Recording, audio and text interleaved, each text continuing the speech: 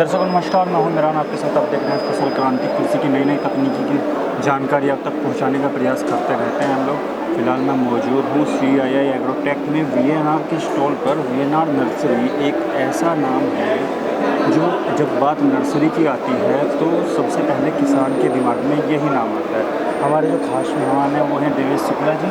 Sir, आपका बहुत बहुत स्वागत है फसल क्रांति में। सबसे पहले जानना चाहेंगे कि VNR नर्सरी किन किन तकनीकों पर काम कर रहे हो, खासकर नर्सरी को लेकर। VNR नर्सरी जो भी लेटेस्ट तकनीक है पौधे बनाने की दिशा में, research and development of new fruit varieties की दिशा में और किसानों तक नई कल्चरल प्रैक्टिसेस या कल्टीवेशन प्रैक्टिसेस को पहुंचाने के लिए हम आगे बढ़ के काम कर रहे हैं। पूरे हिंदुस्तान में भी हम 22 प्रदेशों में काम कर रहे हैं, इसमें 315 से अधिक जिलों में हमारे बगीचे हैं। वहाँ पर किसानों को नई तकनीक से उनको नज़दीक लाना और उस तकनीक का उपयोग करके अधिक से अधिक फ़ायदा या लाभ प्राप्त करना हमारा मुख्य उद्देश्य है। कौन कौन सी पौधे या खासकर हम कह सकते हैं बागवानी फसलों में आप काम कर रहे हैं? VNR नर्सरी की जब भी आप बात करते हैं तो VNR भी अमरूद की बात करनी पड़ती है, क्योंकि VNR भी अमरूद आज तकरीबन 50 लाख पौधों की संख्या में पूरे हिंदुस्तान में लगा हुआ है। और चाहे त्रिपुरा से लेकर आप नीचे तमिलनाडु जाएं और चाहे आप वेस्ट बंगाल से लेकर भुज की तरफ जाएं, सभी क्षेत्रों में VNR की खेती हो रही है और किसान बहुत अच्छी तरह से इसमें सफल भी हैं और अच्छी आमदनी भी प्राप्त कर रहे हैं।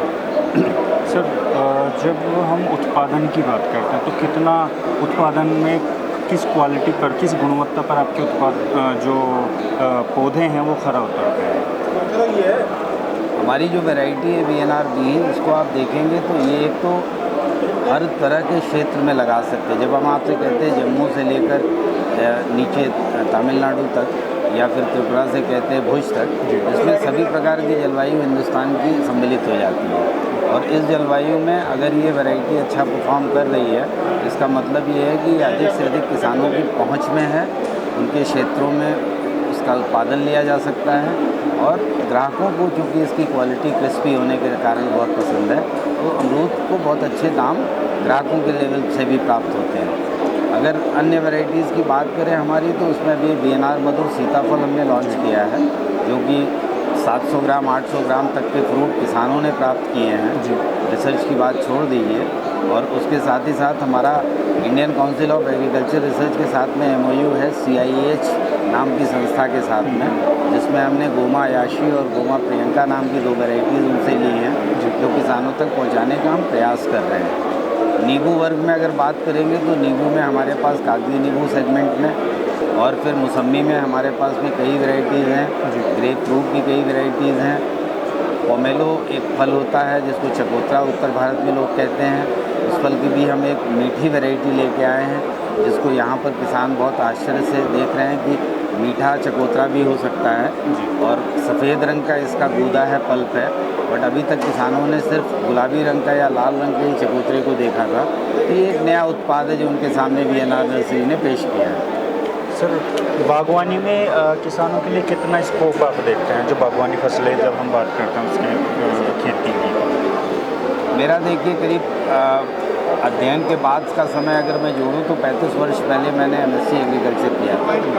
35 साल से जो मैंने हिंदुस्तान को और किसानों को देखा समझा है, उसके हिसाब से मैं ये मानता हूँ कि हर किसान को कम से कम 20 से 30% क्षेत्र अपनी खेती का बागवानी फसलों के में ले जाना चाहिए। और बागवानी फसलें, हमने एक कॉन्फ्रेंस अटेंड करी थी जहाँ पर एक स्पीकर थे, उन्होंने एक बड़ी अच्छी बात कही थी कि अगर आपको हज़ारों में कमाना है तो आप फील्ड क्रॉप करें, अगर आपको लाखों में कमाना है तो आप हॉर्टिकल्चर क्रॉप करें। अगर आप हॉर्टिकल्चर क्रॉप करते हैं तो आप नज़दीकी क्षेत्र की सब्ज़ी की ज़रूरतें, फल की ज़रूरतें, फूल की ज़रूरतें, ये सब आप अपने क्षेत्रीय स्तर पे भी इसकी ज़रूरतों को पूरा करते हैं, तो आपके उत्पादन को बहुत दूर के बाज़ार की उतनी आवश्यकता नहीं पड़ती, ठीक है, जितनी कि एक्जॉटिक फ्रूट्स करने में पड़ती है। तो जो भी सरल फसलें हैं बागवानी की, वही उगाएं और अपना रिस्क डिवाइड करें। कभी कभी ऐसी विपत्ति आ जाती है बाढ़ की, सूखे की, या देर से बारिश की या जल्दी बारिश की, उसकी वजह से फसलें जो है वो बहुत रिस्क पे चली जाती हैं। अगर हमारे किसान भाई के पास में कुछ फल के भी पौधे हैं, कुछ सब्जी का भी क्षेत्र है, तो अन्न के उत्पादन से हुआ नुकसान का भरपाई हॉर्टिकल्चर की फसलें और एक अच्छा मुनाफा उन्हें कमवा सकती है। सर अंत में चलते चलते आपसे जानना चाहूँगा कि जो हमारे किसान भाई हैं वो वीएनआर से जुड़ के कैसे अपनी कमाई को बढ़ा सकते हैं या जो फ़ायदा होता है किसानों को वो कैसे बेनिफिट ले सकते हैं। वीएनआर नर्सरी सिर्फ उत्पाद ही किसानों को नहीं देती, अच्छी वैरायटी के अच्छे पौधे ही नहीं देती, बल्कि पूरी तरह से टेक्निकल बैकअप देने का प्रयास भी करती है। हमारे जितने भी किसान भाई हैं जिन्होंने 1 एकड़ या अधिक से क्षेत्र में वीएनआर भी अमरूद या अन्य कोई फसल लगाई है, उनकी जो भी ज़रूरतें होती हैं टेक्निकल, वो हम अपने तरफ से पूरी तरह से पूरी करने की कोशिश करते हैं।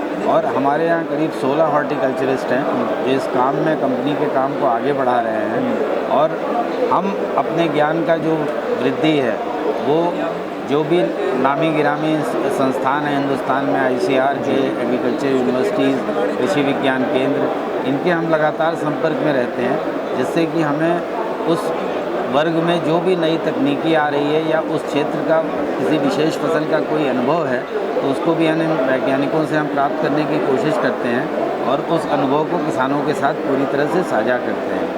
यही कारण है कि आज आप देखेंगे तो हिंदुस्तान में वीएनआर बीही के किसान अच्छे संपन्न किसानों की श्रेणी में आते हैं और उसके साथ ही साथ तकरीबन 90% से 99% किसान जिन्होंने वीएनआर बीही की खेती को अपनाया वो raised bed cultivation, drip irrigation, fertigation, pruning, cutting, bagging इत्यादि नई जो विधाएं हैं हॉर्टिकल्चर की, बागवानी की, उन सबको अपना चुके हैं और आज वो दूसरे फलों की भी अगर खेती कर रहे हैं तो उसमें भी वो इन विधाओं का उपयोग कर रहे हैं। Thank you so much sir फसल क्रांति के साथ जुड़ने के लिए। हमारे साथ देवेश शुक्ला जी, धन्यवाद मौका देने के लिए हमें। Thank you. देवेश शुक्ला जी ने हमें जानकारी दी विस्तारपूर्वक। अधिक जानकारी के लिए देखते रहिए फसल क्रांति। धन्यवाद।